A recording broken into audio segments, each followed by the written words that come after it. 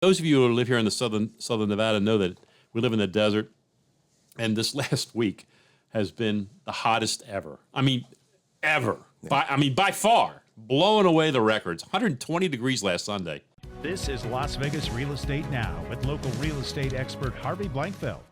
There was an article in the paper, and I wanted to talk, and what the article talks about, let me just read the headline. First, it says, when heat turns deadly, a guide to official advisories and warnings, and it's written by Annie Vong at the RJ, and she goes on to say to help us to determine what the 3 levels of warnings are. And so I thought I'd review this with our audience and let you guys know, because we hear heat advisory, heat warning, we don't know what. I mean, we know it's hot. It's freaking hot out there.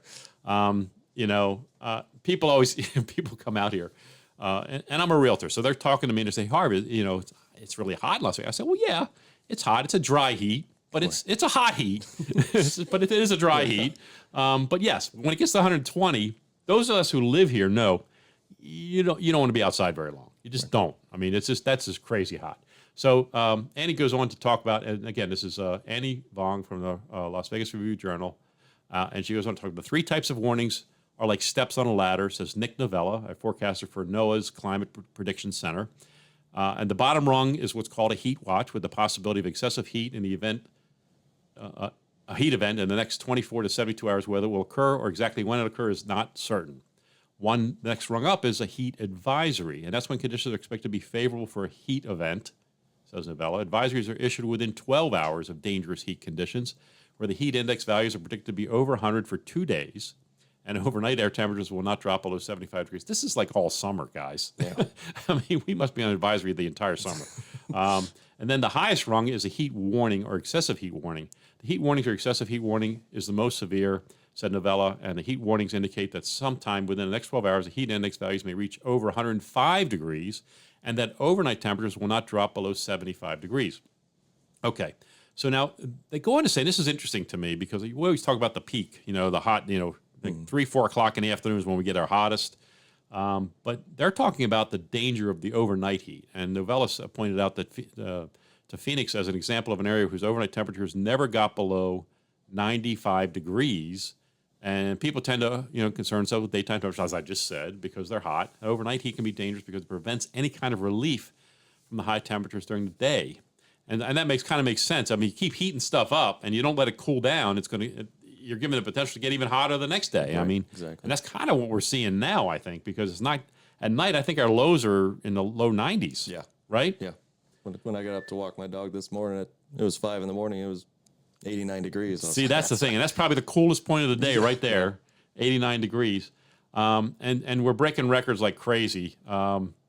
It goes on to say, Dr. Ketan Patel, medical director at UMC's Adult Emergency, stresses the seriousness of extreme heat events. When you have extremes of heat, that heat acts as a stressor, and the stress can be a trigger for more things in those patients that are more susceptible. So if you've got something lingering, a health condition lingering in your body, excessive heat will exacerbate that. You're gonna, you might have a stroke. You may have become dehydrated and other issues, and so you got to be mindful of it. And so basically, what I want to say to you guys, the takeaway from this is, take care of yourself.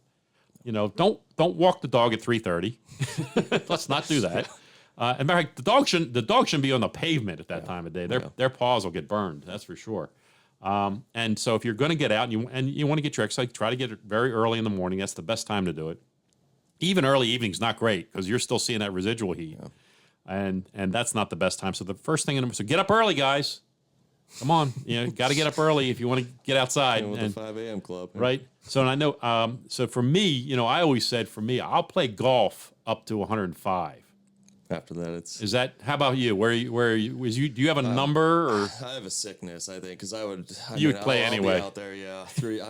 You're a dedicated golfer. I don't know about dedicated. Dedicated might be the wrong word. It might be insane. I don't know, but it's at 3 o'clock in the afternoon. If I see a good, twilight tea time, I'm like, I'm jumping out there. Yep.